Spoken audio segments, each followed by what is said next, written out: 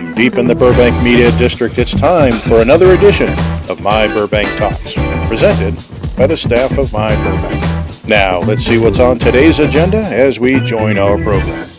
Hello, Burbank. Craig Sherwood here with you once again, along with, of course, my co-host, Ross Benson. Hello, good morning. No, good afternoon. Good evening. I'm here. Good day. Good day. There you go. There you are. Be from England. And, of course, we have with us in our Ask the Mayor show, not only the mayor, but our, we'll get into that later. Our Mayor, Nick Schultz. Glad to be back, you guys. Thank you so much for having me. It's been too long. Well, let me get into it right now. I was just about to say it, but let's get into it. So congratulations on the election, on the primary, making it through to the general. Thank you so much. Now it becomes a two-horse race, and I think you're up for it. Any experiences during the primary that you found were interesting or didn't expect, or anything you want to share? Yeah, I first of all, I just want to say I'm so honored and humbled and grateful for the really strong showing of support across the district. I've said it before, it's really bittersweet because I so enjoy being on the council and being mayor. But I'm also really excited about the potential I have to go up to Sacramento and fight for our community and communities like ours across the district. But to your question, Craig, I would just say the greatest thing is on the campaign trail, when I talked about why I'm running and my experience, I got to tell the story about Burbank. And no, we're not perfect, but we do things really well here. And it was so well received by Los Angeles voters and Glendale voters and even Burbank voters who didn't know all the amenities and services and programs that we offered. It was incredible. Yeah, it really, I agree. I have I requested. I haven't got results yet. I was trying to get results of all the voting in Burbank by precinct. I don't know if they still do that. They still do precincts. Sure. Burbank, though we don't have. We don't do our election. But each election, it's all by mail now and everything. Each election location has that, so they can tell. No. They also, I think, canvass, and that's how they come up with that. Because when I was a poll worker, they had people coming checking the register, but now that it's electronic and all, I guarantee they're way keeping numbers. I think the precinct by precinct information will be available soon. I know we're crunching the numbers internally to do that, but cheeseburger. That does sound pretty good. Your paper hits the wrong button. I didn't do that on purpose. Look, before we get to all the more important issues, I'll just say this. We won Burbank, and we won it by a pretty healthy margin, and I'm grateful to Burbank voters for the vote of confidence, the trust you put in me. And the best way I can say thank you is to continue really being laser-focused as mayor and trying to get a lot of good things done this year. Well, track records are important. You see your track record. That's right. Well, I think one of the big things that we discussed is explaining to the Burbank people why you're running for that seat is to keep Burbank at the table. That's right. If not, we have no representation in assembly. And with that, when it comes to asking for money, it's an empty seat. And now we've lost our state senators, so that's going to be At least we got him a few more months, right? After the end of the year. So thank goodness. That helps. Last week, Friday, we had Ashley cover, $2 million, the Burbank housing for that project.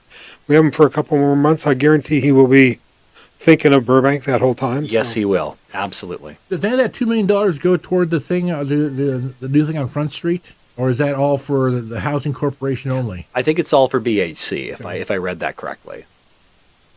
We talked about it last night briefly. I think I wasn't sure. Okay, let's get a couple questions here. We're going to start off with a question from Laura. Okay. And she asked, whatever happened to Laterra developers at 777 Front Street project funding 2 new Magnolia elevators? It was a deal struck and fought for by Sharon Springer in 2019 to approve the project.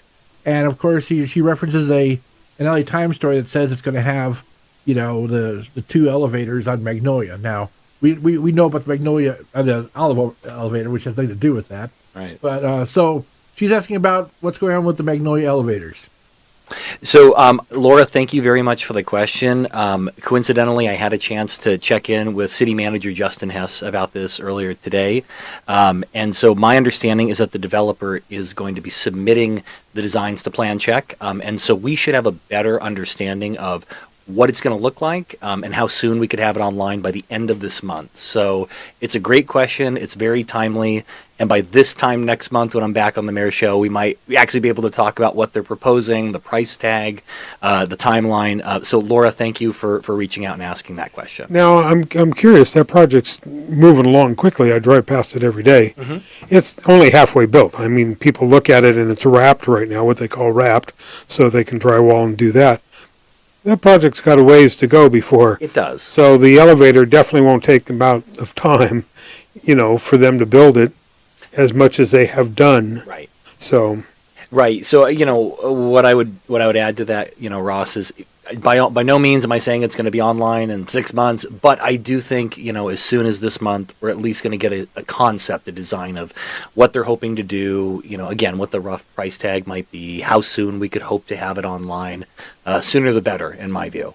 Yeah, and I don't know if people like, maybe Laura, because she was on this question, they're building two as a backup, because if one goes down, you can't get from.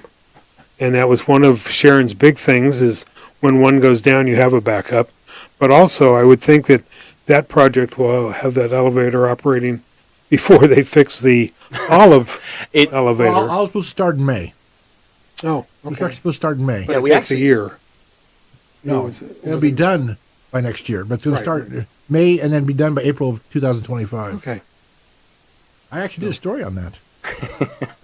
And a video.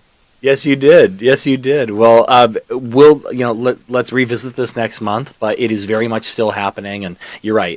Mayor Springer fought hard for that, and I'm glad to see that we're still making it happen. It would be nice, though, when the plans come in, if you can ask the developer, can you maybe start the elevators earlier, because there will be no elevator on Olive for 11 months. So it'd be nice to do that first, maybe, so they'd have that.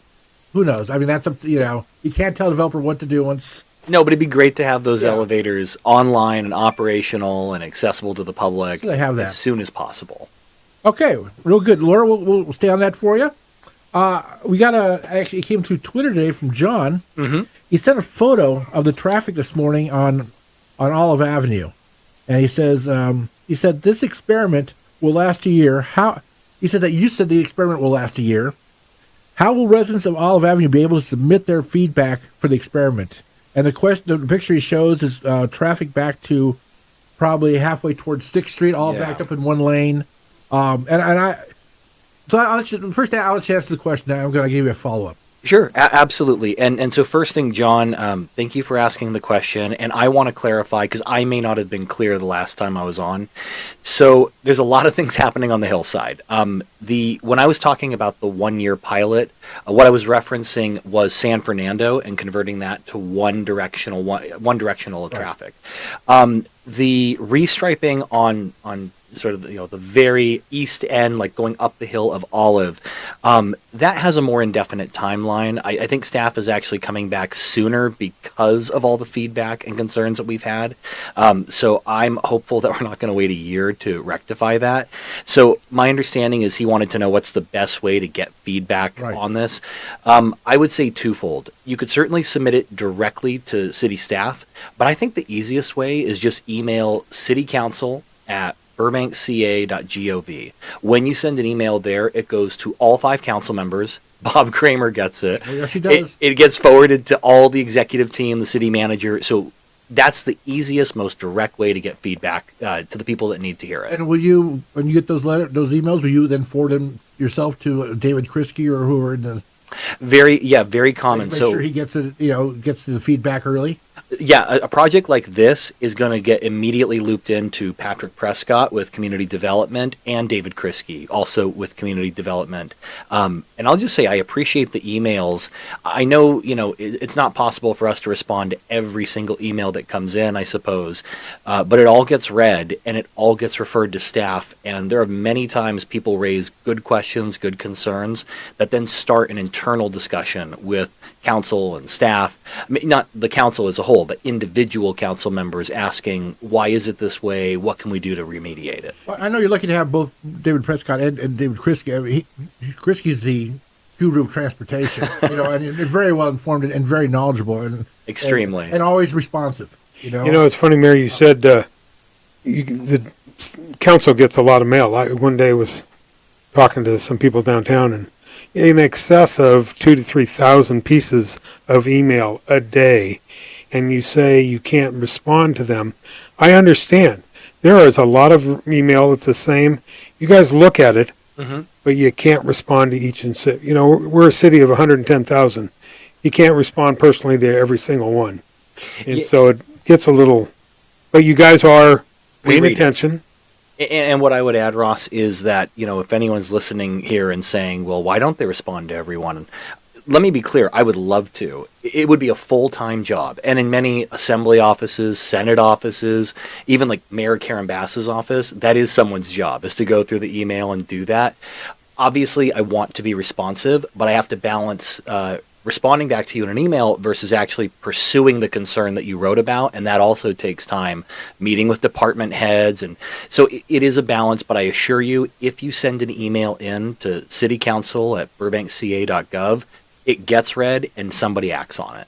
Well, it's kind of like, you just said, it's a balancing project because it comes out of somebody's pocket to pay that person to do that, and we're down on police officers, we're down on other city employees that are just, so it all has to be weighed equally, and people don't understand that I want my point brought up and thought of right today, and there's a lot of other stuff that other people have the same time. I want to follow up a little on Olive. Now, have you driven Olive since they've done this? I'm sure you have. I have on one occasion for sure, and maybe twice, but once for sure. I went up and drove it too. In fact, I did a little video on it myself. I just love to do those videos lately.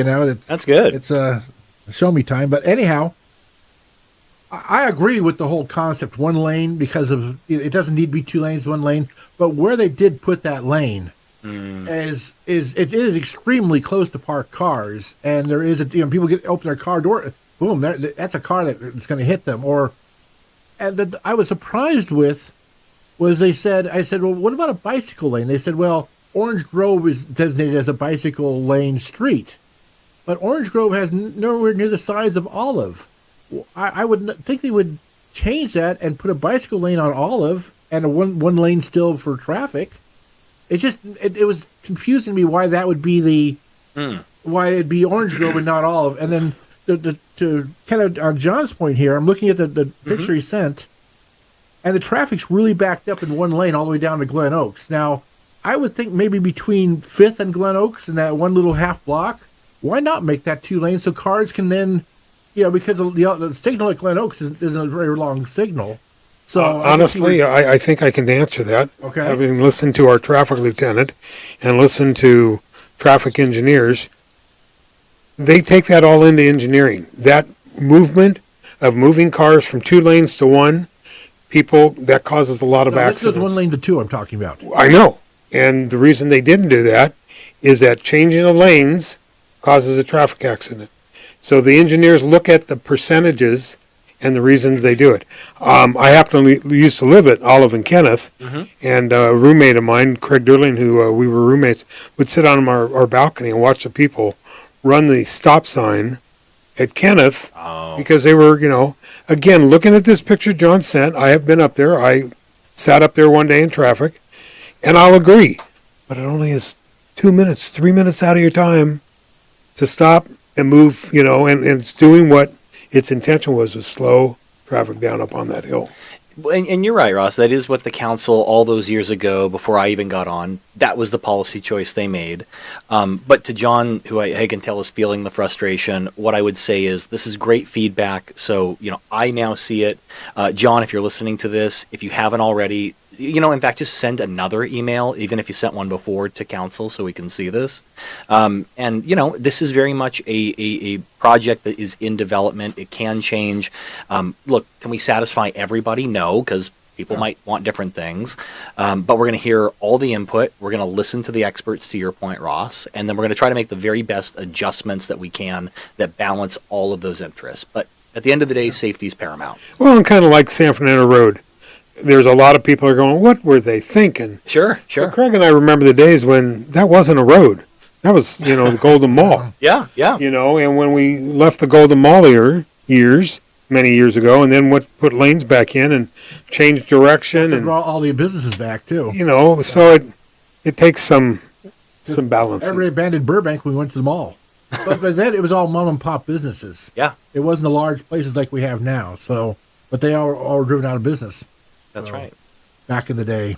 Yeah. A couple of things, let's get some updates on. So we had the city school board joint meeting. Yes.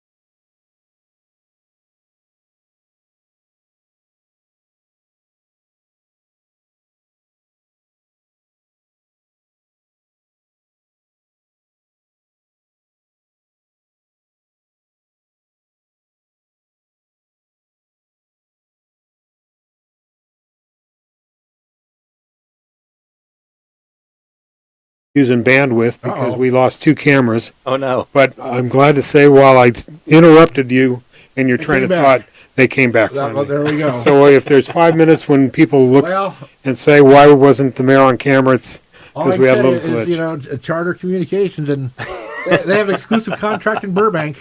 Well, we were back on there and go ahead and Steve Ferguson and the importance of SROs, like Craig said. I just think that, if we need to fund more officers for reasons like that, I think those are important reasons, and there's all kinds of things we do in our budgets and everything else, but if we need to fund more police officers, an extra 5 officers with that in mind, and those 5 officers in the 3-4 non-school months, I'm sure can be used for other things too, it's just... Well, I have a question there. Yeah. And I understand the narrative a couple of years ago changed a lot of anti-police. Mm-hmm. That involves parents, as you said, and Steve Ferguson said it, some parents don't want to send their kid to a school that has a police officer at it.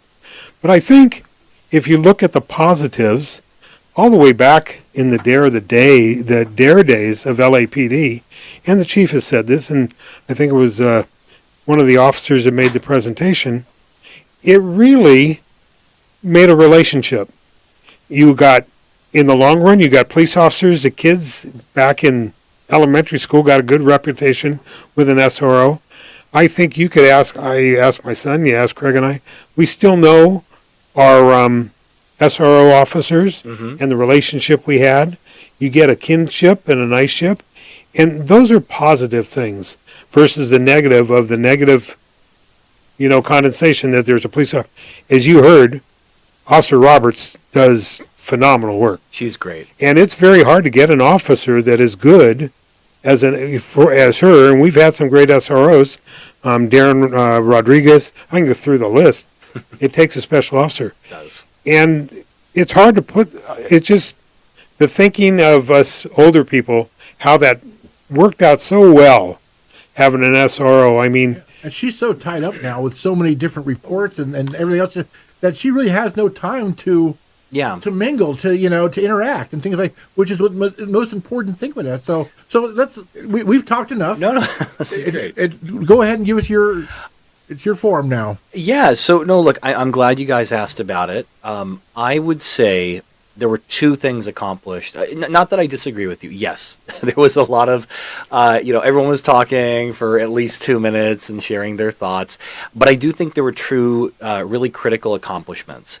The first sounds corny, but it's true. This was only the second time we had well, it was it was like the third time in my tenure, but we hadn't met last year under Mayor Anthony and President Ferguson, not through any ill intent of their own, but just We won't get into that. right. Life got busy. So the fact that we met is really critical because historically, as you both know, there's been some tension between the council and the school board. We talked about that. It was trees on Keystone once, Yes. and the topics that made them not communicate.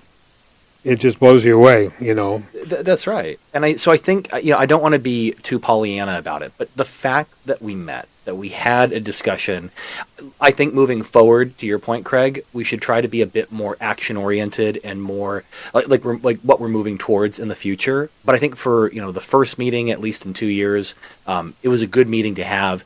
The other thing that's more to your point, though, is we did have a really good substantive discussion about SROs. And if anything came out of that discussion, I think if there's anything we all agree on, it's that our one SRO that we do have is phenomenal, and yet so much of her time is rightfully focused on investigating those suspected child abuse reports, or SCAR, which I know some people hate that acronym. Maybe we should call it something else.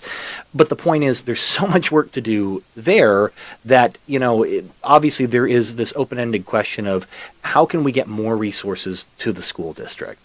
And look, I think Dr. Weisberg said it really well in the meeting in response to board member Ferguson when she said, look, we all have our lived experience. Some have a very positive experience with SROs. Some people don't. And we have to be mindful and accepting and respectful of all those perspectives. But I think what she said that was really powerful is, as policymakers, we can't just rely on our experience, good or bad. We have to think about everybody. So the way I look at it is it kind of shifts back to the district now.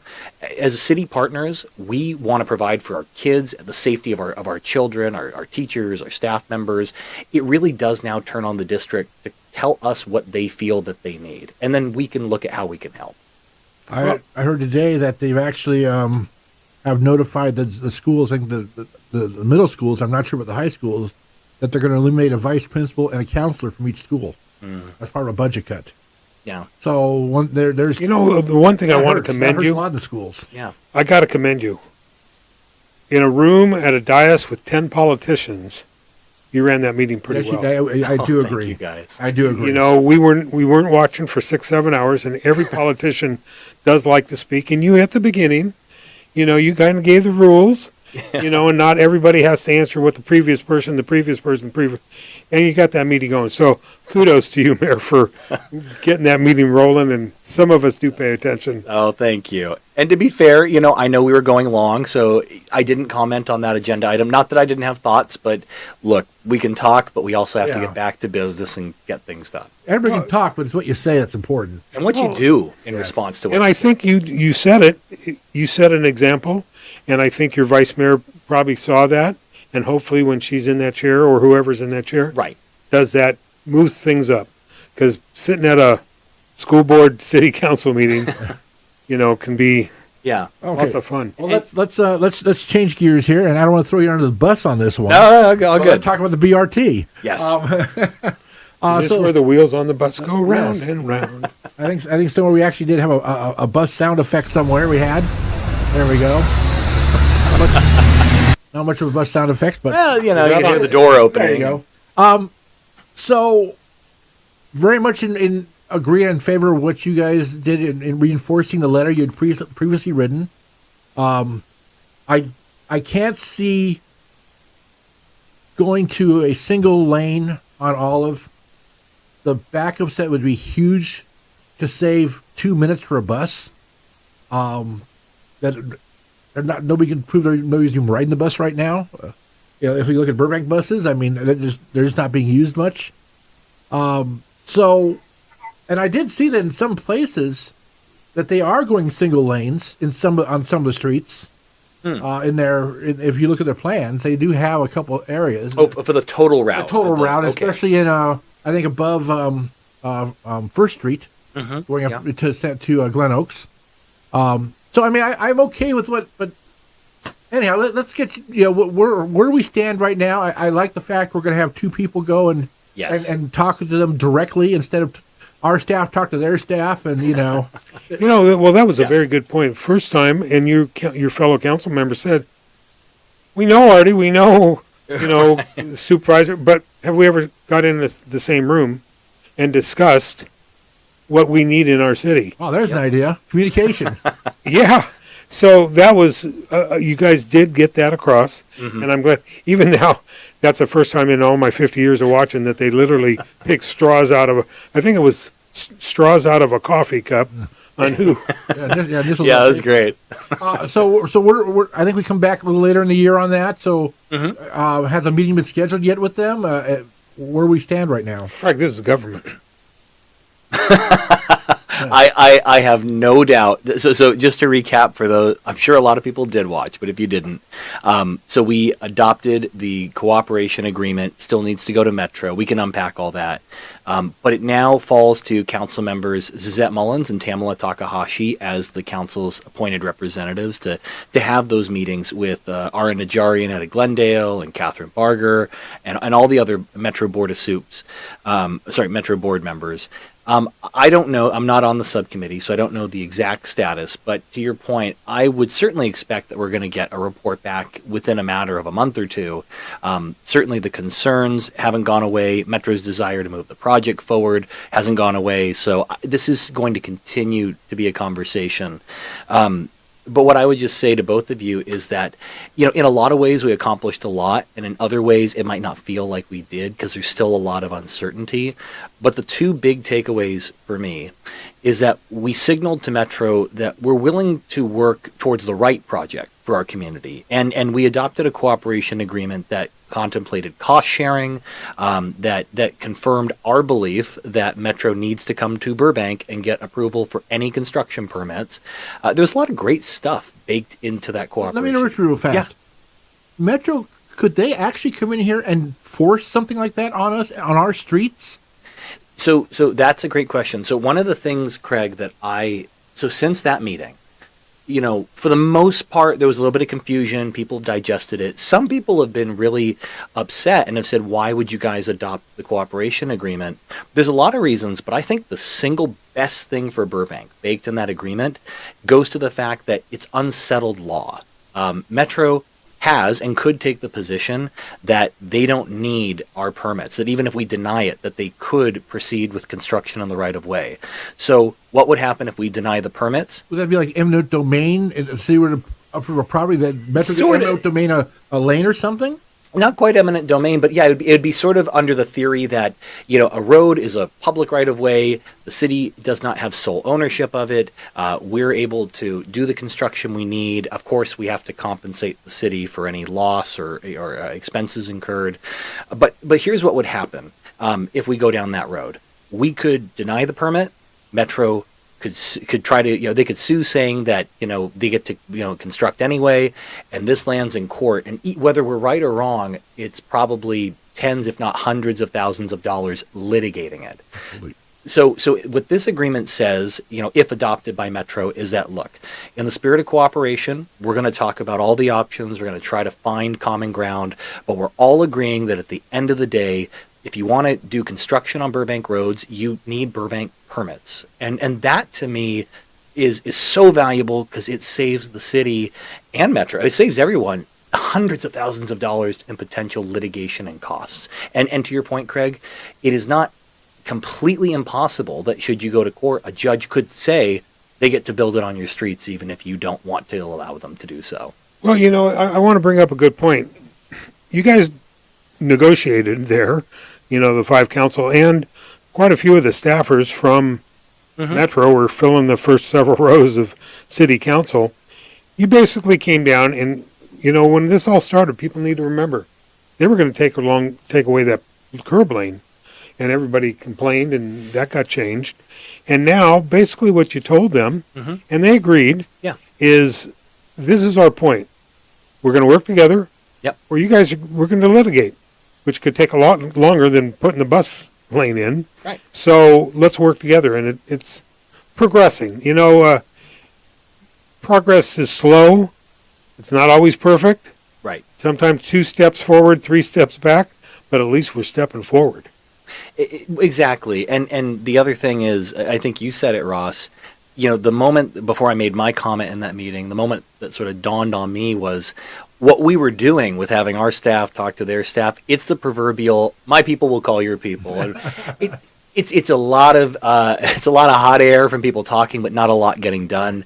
This is going to be more effective because I know Zizette and Tamala, they may have differences of opinion on this issue, but they both care deeply about what's best for Burbank, and I think that they will go to the mat, talk with Metro, and if there's common ground to be found, and maybe there's not, but if there is, I'm confident they can find it and bring it back to us. Well, you guys did a good move on the decision, and like I said, it's coming. Folks, it might not work. Yeah, but I believe we need to have things like I do believe we need to have it, but prove it first. Prove the proof of concept.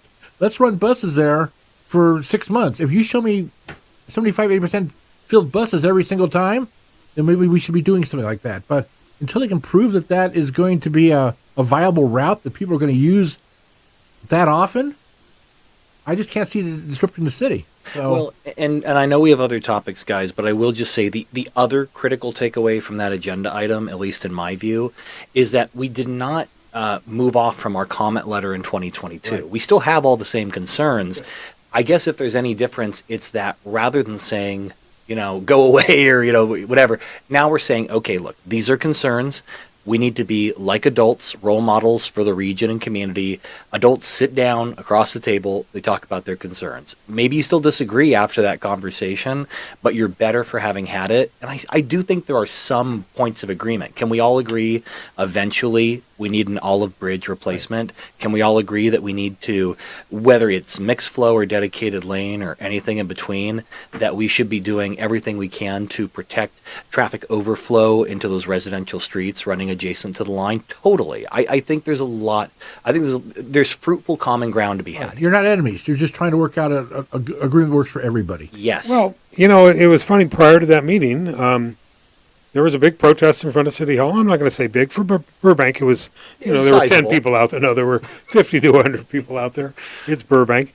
But again, as you walked away, I think everybody walked away not only shaking hands nicely, but we're going to play in the same sandbox. And I think that's what, Metro heard, and that's what you walked away with. And I think that's what those protesters wanted. So in the long run, progress moves on, and we'll see the bus, the BART system or BRT down the road.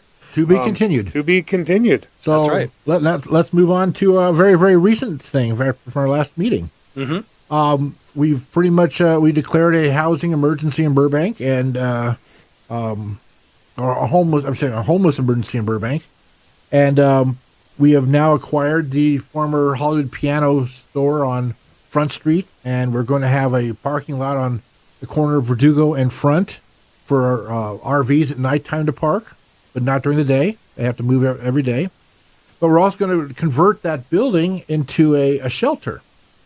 And one of the things that, I'm actually working on a story right now on Measure H and how basically Burbank's been screwed out of that. And thank God it's only a 10-year tax, and we're 7 years into it. But we have 3 years left, and then I'm scared they're going to just vote to continue it. That's how they always like to do things. It's just a half cent. Keep going. It's got to come back to the voters. Right. That's right. But we were talking about putting that building together, and somebody brought the point, well, are we going to have restrooms inside for the people and everything else? And they're saying, well, boy, that's a lot more cost and everything else to do that. We just don't know. And I'm thinking to myself, you want people to use this, but then you have to send them out to what do you call them? Porta potty? Porta potty out in the parking lot to do their business. Is that something that's really, are we really giving them dignity and all those things if we're not giving them, a shower and a bathroom in their unit and really treating them like, getting them on their way? Because I think we're dropping the ball if we don't do that. The shelter becomes just a Right. You're moving the Yeah. problem indoors, right? right. So what I would say is I when I look back at my 1 year as mayor, I will look to this moment as maybe a handful of moments that I'm very proud of the council. I think it's a landmark decision, a policy change for the city of Burbank. And look, I think there's a lot to like about it for everyone involved. So, we are looking at that site. We're looking at a small contingent of tiny homes, but more home, less shed, I think was the saying. Yeah. You just brought up a good point because exactly. It's less tough shed. Right. More now. I think it's going to be called studio something. Studio Village. Yeah. Right. or whatever. But the idea is let's get these people a small but a livable space that they can be proud of, that gives them a little bit of dignity, some pride, that gives them their own sense of identity. Just start on their way back. Yeah, and the other thing I'll say too is it's the compassionate thing to do. It's also the smart thing to do. You have someone who listens and follows My Burbank pretty regularly. I'm not going to say their name, but I've talked to this individual, and they're one of many people that have complained about folks that are sleeping in their cars outside in front of their homes or across from parks. The problem is, under Martin versus Boise, we can't do anything, really, right? Like, where are we going to tell them to go?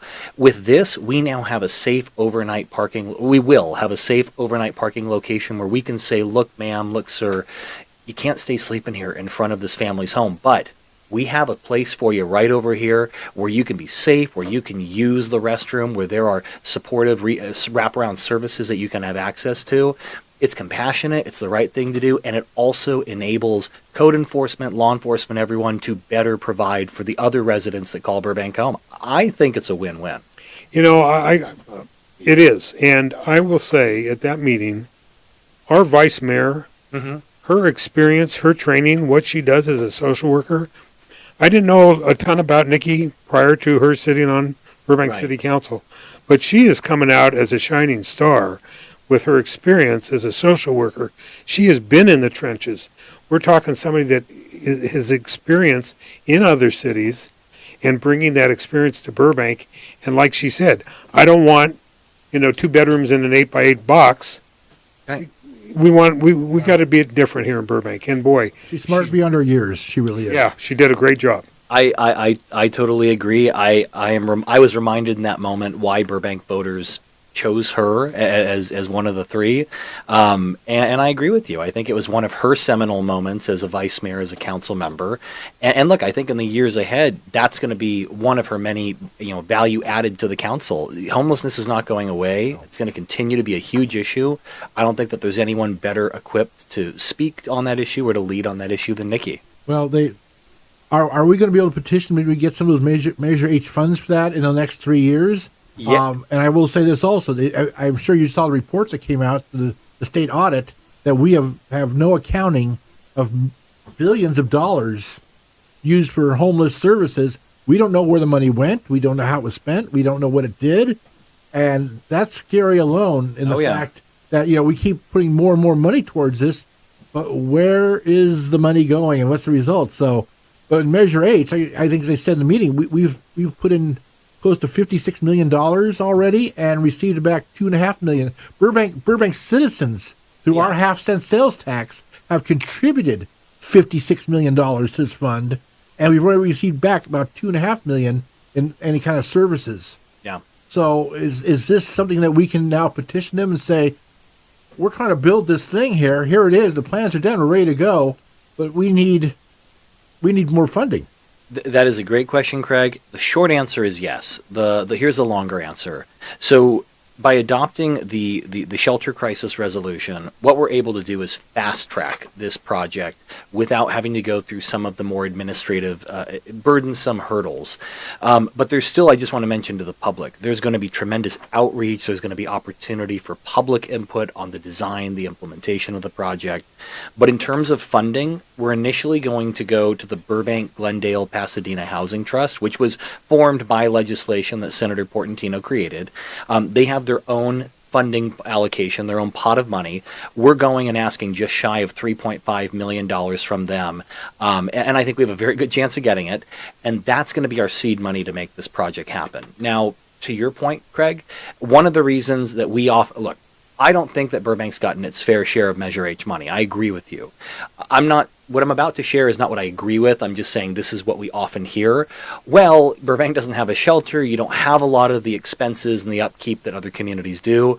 So to your point, Craig, well, now we do. Now we have a really seminal landmark project for our community. I think it's time to go back to the table and say we'd love some more Measure H money because there's going to be recurring, ongoing costs to provide for it. Okay, very good. You know what? Before we go on, Yeah. we got to take a little. We take a little breaks now in our shows. This is your first time we're taking a break, so we'll take a little break and we'll be back in just 1 second. Enjoying the show right now? Thinking you may want to do your own podcast? Burbank Talks is renting out our podcast studio on an hourly rate. You can do audio podcasts or both audio and video, and even bring in guests to talk with. We will help you get set up on podcast platforms and start a YouTube channel, and we can edit your productions to make you look and sound your very best. If you're interested, please drop us an email at studiorentals@myburbank.com. That's studiorentals@myburbank.com, and we will get back to you. Now, back to our show. And we're back. So hopefully if you need to come rent our studio, we'd love to have you. You missed a call. Moving on. So I had an experience where one of the boards and commissions was going to meet, and I wanted to send them an email like I can send the council if I ever wanted to, and I know it goes to all 5 council members, and of course Bob Craner. Anyhow, so I went to send the email, and there was nowhere to send the email. So I got a hold of our great city clerk. I said, where can I send this so they get this before the meeting? And she says, well, there's a liaison on the sheet. You got to send to that person. Well, I sent it to that person on a Monday. The meeting was on a Wednesday.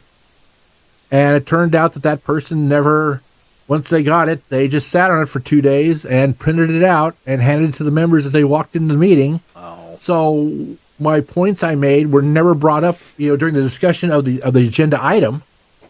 And they just said, we didn't have time to read that.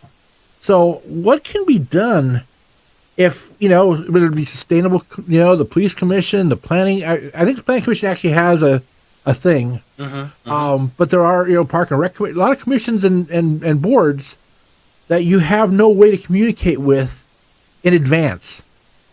What do you think we could do? Is that a flaw in the system? Is that something we can look into, or? Did you have something you want to add, Ross, first? Or? Well, I kind of agree. It's, again, government shutting out the public, and it should be the opposite. We have watched and learned over the years, people get involved and then they get burnt out or bummed out because their important items don't get brought up. And here's a good example, little tiny Burbank. Maybe we should do it. We understand. Maybe we should do it a little differently, No, I totally agree. So I would say this is a great point you brought up, Craig. What I will do from today is I'll go back to Justin Hess, and what I have in my mind is just like if you email citycouncil@burbankca.gov, it goes to all 5 council members. Even if you don't have our individual addresses, It just gets forwarded to everybody. Maybe there's a way to do that for all of our boards and commissions. I think that's something that would be suited for Kevin Gray with our IT department to do. What I would say, though, is in the meantime, and unless and until that happens, I don't know if that's something Justin would sign off on or if we'd need approval from the whole council. In the meantime, if you want to talk about an item related to the police commission, my recommendation is I would always go to the department head or their assistant. So in your case, you did the right thing by going to Sherry Nakamura, the assistant for Chief Albanese. If you had a park and rec issue, I would go directly to Marissa Garcia. Now, really what they should be doing is, yes, giving it, printed out to everyone at the start of the meeting. Hopefully their pointing out and saying, hey, you have a public comment there that you should read. Maybe that's better training that our staff and the council can provide to our boards and commissions as well, because we get a lot of e-comments. That was a system that Zizette Right. Mullins created. It's sent to us at 3 o'clock or 4 o'clock, depending on when closed session starts. It's up there on the dais. Sometimes if you see me going through the paper, I'm looking at it. I'm reading the comments. Maybe we can do a better job of clarifying to boards and commissions that people can give their comment in writing, and you should treat it just as you would someone coming and standing at the I think it's the dais. fact that they need to get it in advance. They need to have that outlet. Make sure if it still goes to one person, then the one person can send it. Maybe send all 20 at one time or something, so they're not going at their.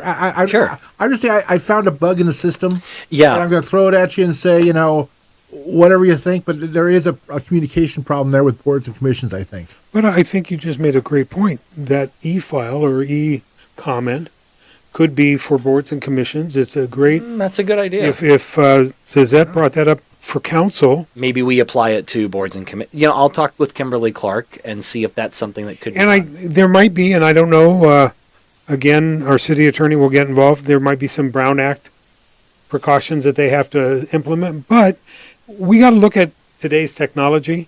Everybody is on their cell phone, Right. and you're looking at that a lot more than when you didn't have a cell phone and you'd go and talk to one of your boards or commissioners and they'd bring it up. Well, now when it's on somebody's mind, if we had e-commerce, or not Yeah. e-commerce but e-comment, it would maybe open up that communications. And I think to both your point, it can be all the above, right? You could expand e-comment. You could also maybe create an easy-to-use single email address. It's all about improving access to boards, commissions, and council. I agree with you both.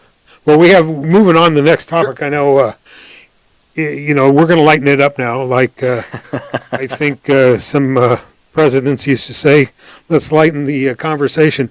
We got a couple of weird questions for you. Okay. I saw it on Facebook today. I won't say names, but somebody directed it. Ask Ross Benson. I'm turning it over and I'm asking the mayor, Oh, okay. why is the fountain at City Hall not working?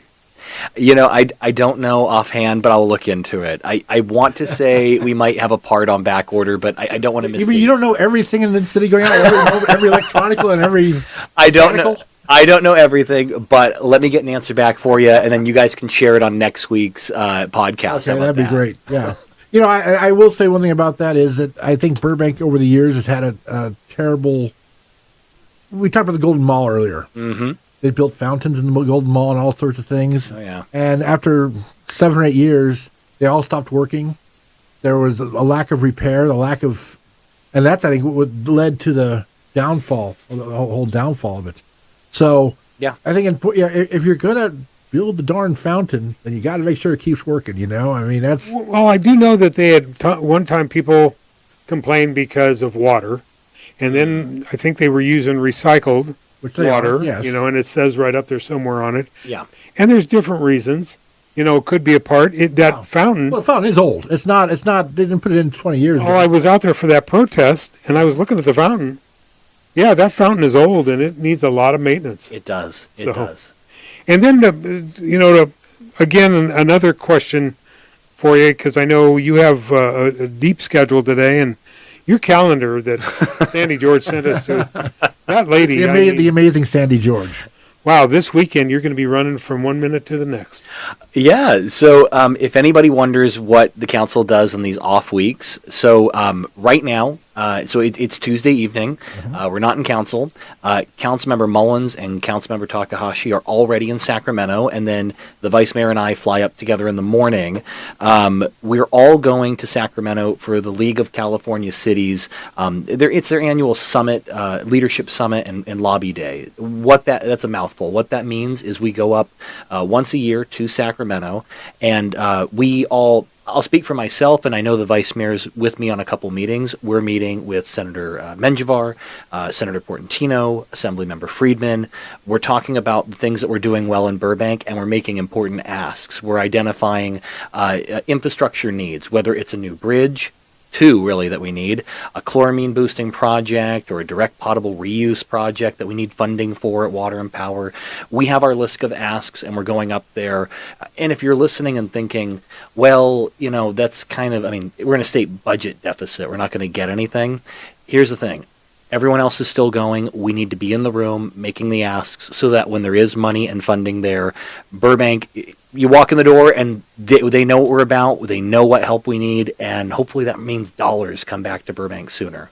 Well, I think in making sure our politicians and League of City and everything up in Sacramento, as the governor was in town when they did the new buildings over at NBC, look around Burbank. We're building 60 new stages currently being done. We have a new airport or a new terminal. New terminal. Those are things. Burbank is on the move. We have the Fry's project, the Front Street project, the First Street project. We are building not only jobs, but we need to figure out how to get that money a couple years down the road. Totally. And just one other thing, Ross. Here's how what I love about Burbank, and I love our council. So one of our neighboring cities, I won't say who, is just sending their mayor. Nothing wrong with that. That's great. We're sending 4 of our 5 council members. We each have a small travel budget. All but one of my colleagues who just couldn't make it due to scheduling. We're all going to be up there. We're having these meetings with legislators, their staff members. We're telling the Burbank story. We're asking for what we need. That is what really smart, well-managed cities do. Because I'll put it this way, those same cities that if you were to compare ourselves to, a lot of them have budget deficits. We don't, because we get help and resources. We also manage our money really well. And so the reason I share this with you guys and to your listeners, that's what you get from this city council and from our staff. We're really committed to the mission. So next 3 days, I'm going to be running, as my colleagues will all be, running from meeting to meeting in Sacramento. It sounds glamorous. It's not, because you're usually just leaving one meeting barely in time to make the next meeting, but it's really important. Now, I have one last thing I want to throw in here, and Craig and I talked about it. Progress moves, so quickly. You might not be a Burbank City Council member. We have the Olympics coming up in 2028. Karen Bass, yesterday in her State of the City, we're going to be looking at billions and billions of dollars coming into Los Angeles, Burbank, the region in 2028. Are we moving forward? Do we have a committee yet for Olympics 2028? Because I bet we're going to have people in every bed, in every hotel then. This city should be shining in 2028, and it'll take years to get that all progress. Are we doing anything? I love that question, you guys. So I'm going to give you both a little preview of what I'll be asking for at the end of the next meeting.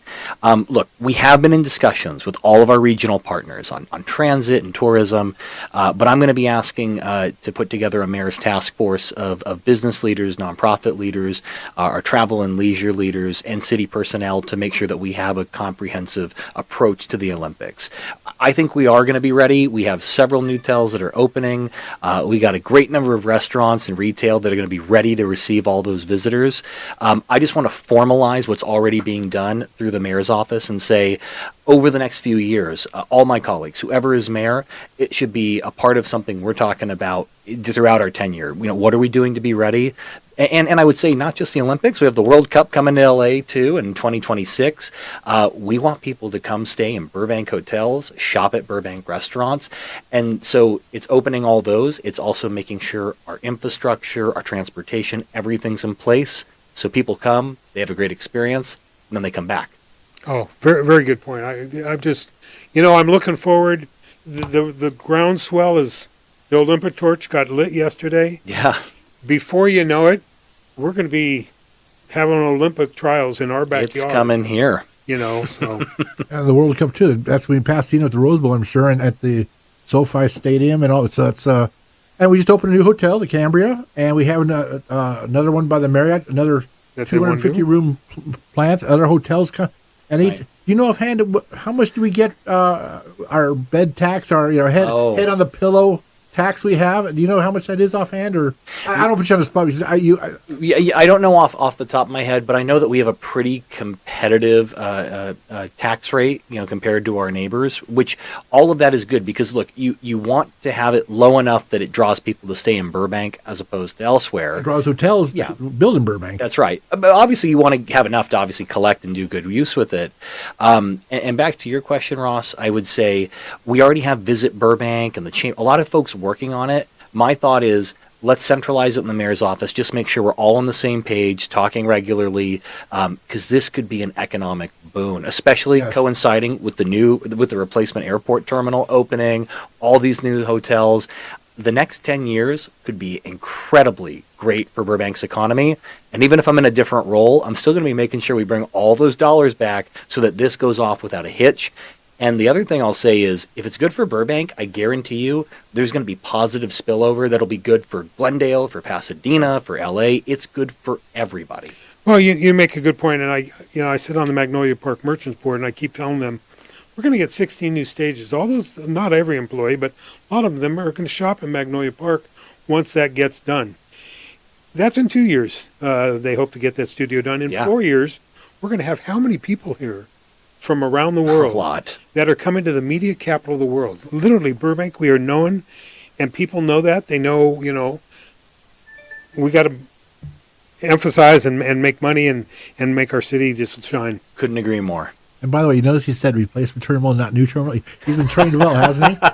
It is a replacement terminal. That's right. No extra added gates or anything. But boy, those designs are beautiful. That is going to be. I just keep thinking about that with the new hotels, all the great new restaurants popping up. If we plan the next 4 to 6 years right, including after the Olympics, all of it, this could be a really great once in a lifetime, really, opportunity for Burbank and the region. Well, yesterday I watched a show. I'm a Kelly Clarkson's fan, and she had former Secretary of State Hillary Clinton on. Those are the positive things that we need to look forward to. There are so many negative things going on in the daily, our war and our homelessness and our crime and everything. Let's start thinking of all the positives. And the Olympics are, if in the World Cup, those are big positive things. They are. That our fine city can shine and be proud of. Absolutely. When they run that B-roll and they're showing the Los Angeles region, you want shots of Burbank and our beautiful downtown and all of Burbank, our businesses, our hotels, our airport. You want all of that just on display for the world to see because the world's watching. It's one of the most watched sporting events in the world every 4 years when it happens. We want to make sure people say, hey, Burbank. And the World Cup, too. That's right. Thing. Huge viewership. And we want them to say, now Burbank, that's a place I'd like to visit. Well, before we let you go, coming up in the next couple of weeks, before we get you back for the May show, anything on the council going on that you want to, any big events coming up or anything that you want to make sure the public is aware of? You got one, somebody went to, was it a call-in or was it at the podium where somebody said, why you don't tell me what's going on? You don't send me the agenda. Right. Number one, the agenda is always posted on the city website in advance. We have shows like the one we do on Monday nights where we talk about the coming agenda. The information's always there and available. You got to take your head out of the sand sometimes and look around and find things. But what do you have coming up on the agenda or anything that in the next month that you want to kind of warn the public that's on the front? So if I can have 2 or 3 minutes, guys, I'll talk. Yours. Okay, so a little bit about the agenda, then some community events, and I came with a list tonight to help. So on the agenda, our next meeting is next Tuesday. I think the date's the 23rd, if I'm not mistaken. Yes. The big thing on the agenda is we're going to be talking about rent regulations and eviction protection. What, if anything, is additional needed work to be done in the city of Burbank? It's a conversation piece. Nothing's going to be decided. No ordinance going to be adopted. But if you have an opinion on it, if you have a thought, a concern, that is the time. Show up, send your e-comment in. We want to hear from you. If you don't think we need anything done, okay. If you want to see changes made, now's your time to speak up. After that, I know other people find it very dense and boring, but May is one of my favorite times. It's budget season. I think we'll have 3 consecutive, you guys, 3 consecutive meetings in May are all going to be devoted to our budget, what we're funding. I am proud to say, though, that for this year and for the next, I think, 4 projected years, we have recurring surplus. So we're in excellent financial health. That's it on the city council side, and then I'll just quickly say on community event, and then you guys can wrap it up. Just a couple random things. If you're looking to serve the Burbank community, Sustainable Burbank Commission, there's a vacancy. There's now an opening on that commission. By the way, I'm going to interrupt Ross. please. What's my favorite commission? That is I love that commission because you know what? They do things. They do. And they do make recommendations to the council. All the time. All the time. And they communicate. To me, that's a very valuable, they take their very seriously. So I love our Sustainable Burbank Commission. Absolutely. So here's the thing. There's one vacancy. The key deadline is you have to apply by May 10th. So if you want to get involved, go online, fill out the application by May 10th, and you're in the running. We're also going to be having a city parks master plan workshop. That's May 8th at 6 p.m. at the McCambridge Recreation Center. So if you care about our open spaces, our park infrastructure here in Burbank, we have a master plan that's planning for the community's needs for the next however many years. This is your time to get involved. Yesterday I was at Verdugo Aquatic Center. My granddaughter swims daily there. One of the parks people came up to me and said, they had one of those meetings at Verdugo Park. It was attended by quite a few people. But then he said, the people on the hill don't realize, come to that meeting. We can do what we did at Verdugo, Olympic pool, up at McCambridge. But they need to have your voice. And May 8th is a great time to put your input in. It's going to be at McCambridge Park. The people on the hill, as we call it, come share. Because it would be great to have the duplicate of Verdugo Park up at McCambridge. Yeah, back to April for a second. So if you're looking to celebrate Earth Day in Burbank, it's not often well known, but we actually do have an Earth Day celebration and tree planting. It's going on. And I want to thank you guys so much for letting me come back, join on, and over the summer months, we're going to do that ride on the bus. That's going to be fun. You brought that when you said that in a meeting. He actually got the phone, dialed my number faster than I could dial his number because we were going, what did he just say? But you know what? We love it. Let's do it. And we're going to make it happen. We just got to logistically make it happen, too. We got time. The Burbank bus people were working with us. They sent some diagrams of the buses. Karen Pan is she's an angel. I think I have a route worked out where we get on it at one place, and within an hour and a half, we can make the loop twice or something. And yeah, they're excited about it, too, because they want to showcase the system. So, okay, we'll shine a light on it, too, because they want to showcase the system. So, okay, we'll shine a light on it. You're going to have me to deal with also. Well, great show. I mean, thanks for, making the time. I'm glad council was dark tonight because we covered a lot of stuff. Yeah, we did. And when people say, we put this out here, My Burbank Talks, Ask the Mayor, those are things people say they can't get answers. Here's another avenue where you could hear something from the mayor's mouth, not at the dais. Yep. You came quite well prepared. I mean, people wrote us and you had answers, so good job. Greg, What do you say?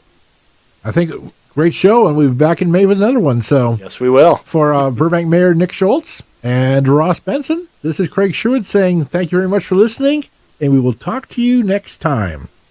My Burbank Talks would like to thank all of My Burbank's advertisers for their continued support. Burbank Water and Power, Cusimano Real Estate Group, UME Credit Union, Burbank Chamber of Commerce, Gain Credit Union, Providence St. Joseph Medical Center, Community Chevrolet, Media City Credit Union, UCLA Health, Tequila's Burbank, Logix Credit Union, Hill Street Cafe, Bertain Escobar Wealth Management, and the UPS Store on 3rd Street.